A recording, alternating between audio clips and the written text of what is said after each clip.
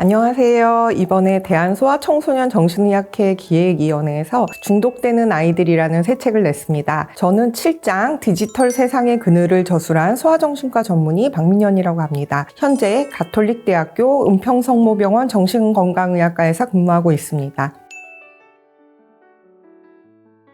제7장은 디지털 환경 속에서 소아청소년이 겪고 있는 중독과 범죄 노출의 실태를 다룹니다. 스마트폰과 인터넷은 이제 일상의 일부가 되었고 소아청소년들은 그 속에서 자연스럽게 정보와 관계를 탐색합니다. 하지만 이러한 디지털 환경은 단순한 놀이나 학습 공간을 넘어 성착취, 도박, 사기, 사이버 폭력, 개인정보 유출 등 복합적이고 심각한 위험이 상존하는 공간이기도 합니다.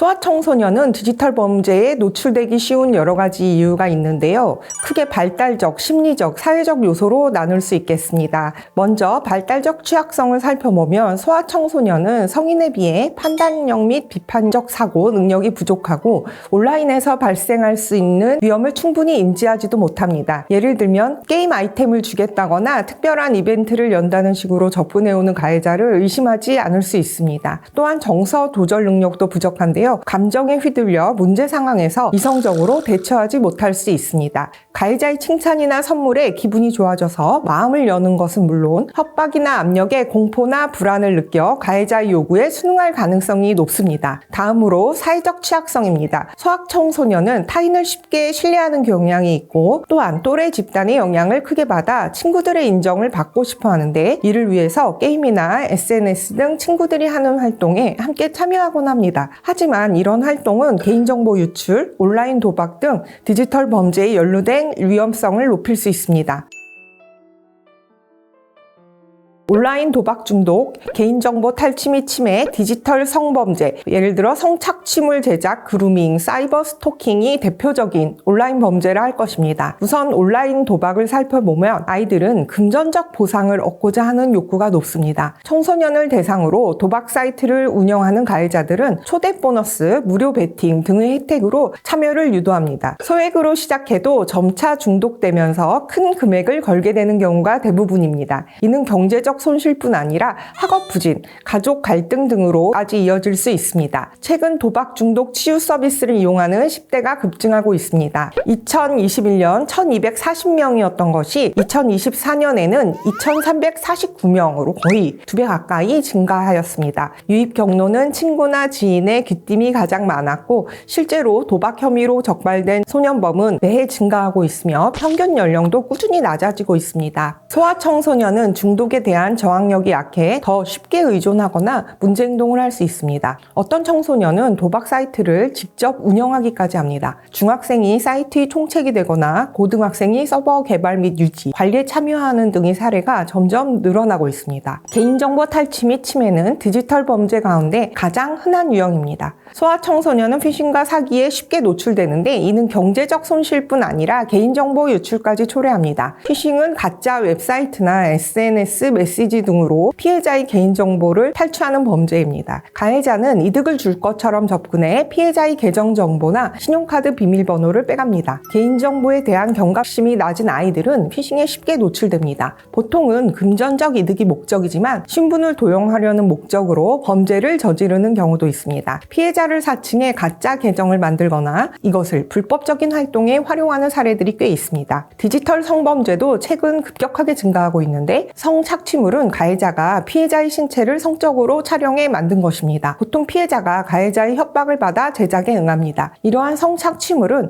텔레그램, 다크웹 등에서 불법적으로 공유되며 피해자에게 지속적인 고통과 낙인을 남깁니다. 피해자가 응하지 않았음에도 성착취물이 만들어지기도 합니다. 사람의 얼굴을 다른 곳에 합성하는 딥페이크 기술을 활용하는 것입니다. 이는 피해자의 명예를 심각하게 훼손하는 것은 물론 성적 행위나 금전적 이득을 위한 협박의 수단으로 쓰이는 악질적인 범죄입니다. 사이버 스토킹은 누군가를 온라인으로 괴롭히고 감시하는 행위입니다. 피해자가 원하지 않는 문자나 사진을 반복적으로 보내거나 상대방의 온라인 활동을 추적하며 협박 또는 모욕적인 행동을 지속합니다. 한편 디지털 그루밍은 성인 가해자가 어린 피해자에게 접근하기 위해 활용하는 전략입니다. 성착취에 앞서 친밀한 관계를 형성해두는 것인데요. 피해자의 관심사나 취미를 미리 파악해 대화 주제를 맞추고 신뢰를 쌓곤 합니다. 그런 뒤 성적인 메시지나 사진, 동영상을 요구하기 시작하고 거부할 경우 이를 유포하겠다고 협박함으로써 성착취를 지속적으로 이어나가려 합니다.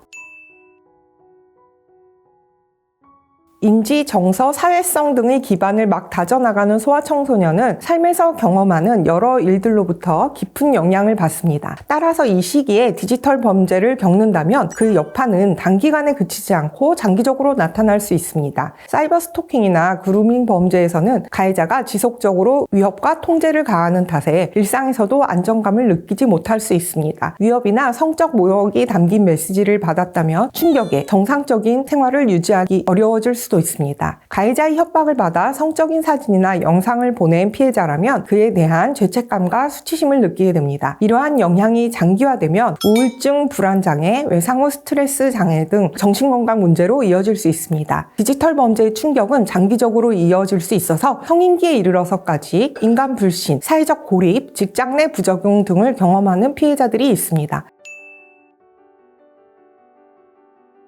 피해자의 회복을 돕는 상담이나 치료부터 안전한 사회복귀를 돕는 프로그램까지 다양한 준비가 필요합니다. 디지털 성범죄의 유형별 대처법을 살펴보자면 불법 합성 및 도용 범죄는 합성에 사용된 원본 등을 확보하고 추가 유포를 최소화하는 것이 급선무입니다. 이때 피해 지원 기관이 도움을 줄 수 있습니다. 온라인 내 성적 괴롭힘에서는 괴롭힘이 발생한 플랫폼을 파악하고 촬영물도 있는지, 성적 모욕 및 명예훼손 내용이 포함되어 있는지 등을 확인해야 합니다. 똑같이 성적 모욕이 담긴 글이라도 발생한 공간에 따라 적용되는 법률이 달라질 수 있습니다. 온라인 그루밍을 당했다면 정황 증거만으로도 사건 접수가 가능하고 증거가 삭제됐어도 포렌식으로 복구할 수 있으니 안심하고 관련 기관에 연락해야 합니다. 또한 당사자인 아이가 자신의 피해 사실을 인지하지 못할 수도 있는 만큼 미심쩍은 변화가 있지는 않은지 평소 면밀히 관찰해야 합니다. 유포가 발생했다면 게시글의 URL이나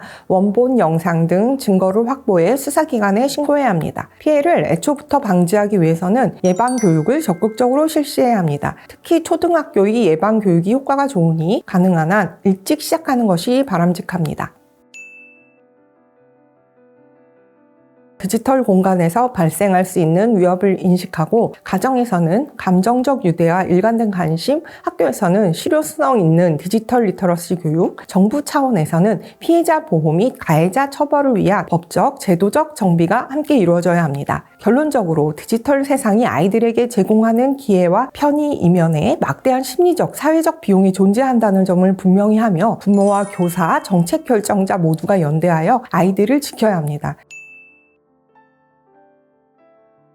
디지털 범죄로부터 자녀를 보호하기 위해 부모는 교육 및 모니터링을 진행해야 합니다. 개인정보의 중요성, 범죄의 위험성 등 안전한 인터넷 사용에 대한 지식을 체계적으로 가르치는 것이 좋습니다. 자녀와 함께 인터넷을 사용할 때 어떤 정보가 안전한지, 어떤 상황에서 주의해야 하는지 등을 꾸준히 설명하도록 합니다. 피해 사실을 들어 자녀를 질책하거나 비난하는 일은 금물입니다. 특히 성범죄나 사기 피해는 가족 간의 신뢰나 소통을 저해할 수 있습니다. 가정 내의 이런 갈등은 지지적인 환경 조성을 방해하고 피해자의 회복을 더디게 합니다. 제7장 디지털 세상의 그늘을 저술한 박민현이었습니다. 감사합니다.